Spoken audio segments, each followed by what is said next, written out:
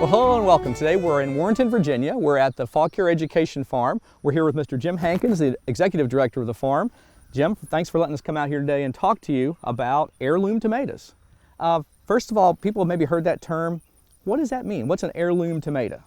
Heirloom tomatoes are varieties that have been around for quite a while, and they breed true, which means if I save seeds from a striped German tomato that's been planted away from other tomatoes, I'll still get a striped German tomato. A lot of the more modern hybrid types, you can't save seeds.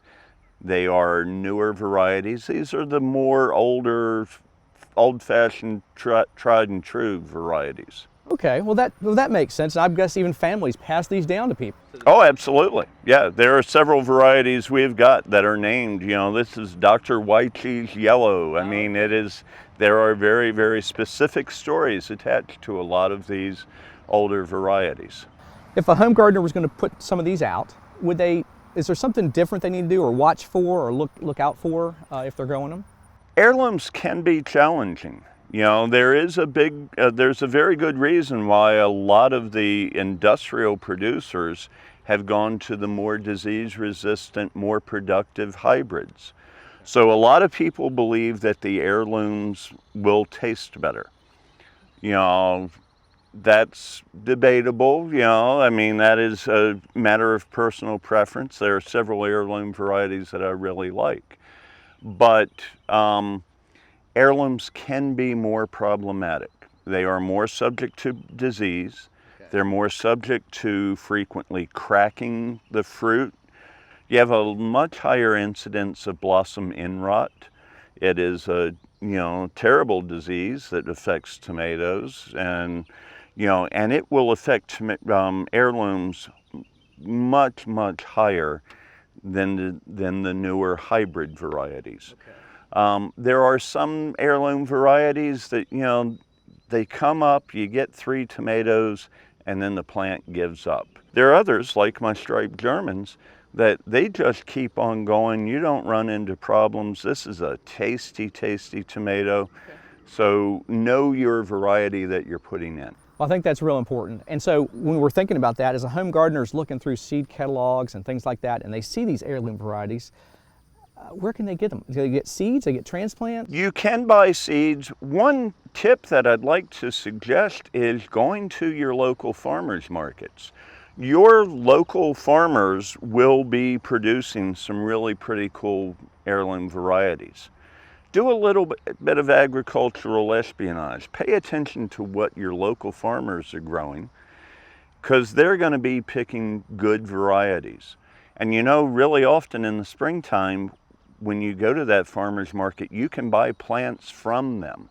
Otherwise, you can get them. All of the seed catalogs are carrying really good heirloom varieties, and you can start them yourself if you have that capacity. But if it doesn't work the first time, try a different variety. Variety really matters tremendously.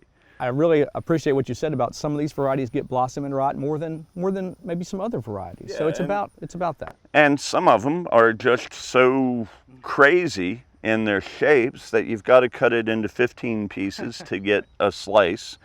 So yeah, the variety really, really matters. But there are really great heirloom varieties. Well, I see you've got different ones here. What are some of your favorites that you're growing this year? Well, my striped Germans, I wouldn't have a garden any longer without striped German tomatoes. Speckled Roman, that's the name of this variety. This is one of my favorite. These are kind of small. We just picked through here yesterday, so but it's a wonderful, tasty little tomato. Yellow Brandywine. I didn't have a good yellow Brandywine, so great heirloom tomato. There are some that I would avoid, I mean, this is a debate. This is Cherokee Purple. Right. There are a lot of people that love Cherokee Purple. It's a real love-hate relationship with them. They're really productive if you like brown tomatoes. Right, yeah, exactly. Well, that sounds like there's something for everybody to go out there and try and find. And it sounds like a lot of good flavors. Yeah, and the key will be try them. You know, if it doesn't produce well, if I have to baby anything, I'm not going to grow it. So, you know, try a variety. If it doesn't work, try another variety.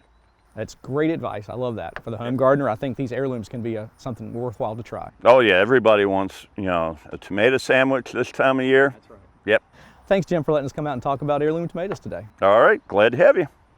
Well, for more information about growing heirloom tomatoes, please contact your local county extension office and talk to a master gardener. For From the Ground Up, I'm Chris Mullins. We'll see you next time.